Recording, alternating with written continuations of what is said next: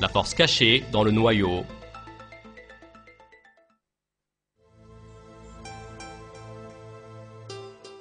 Le noyau se trouve au centre de l'atome et selon la nature de l'atome, il est composé d'un certain nombre de protons et de neutrons.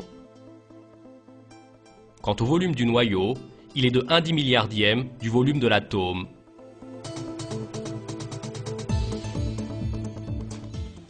Il est certes impossible d'imaginer cette grandeur. Dans ce cas, continuons sur l'exemple de la cerise.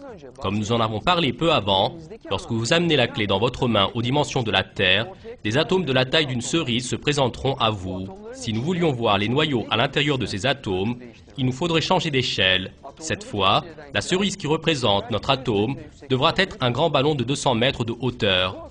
Au regard de cette taille extraordinaire, le noyau de notre atome est toujours comme une très petite particule de poussière. Seulement, il y a une situation plus étonnante que cela.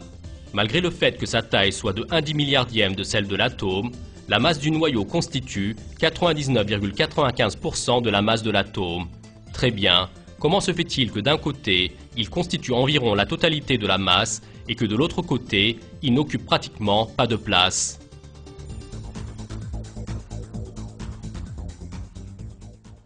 La densité formant la masse de l'atome n'est pas répartie de manière égale dans tout l'atome, c'est-à-dire que pratiquement toute la masse de l'atome est accumulée dans le noyau de l'atome.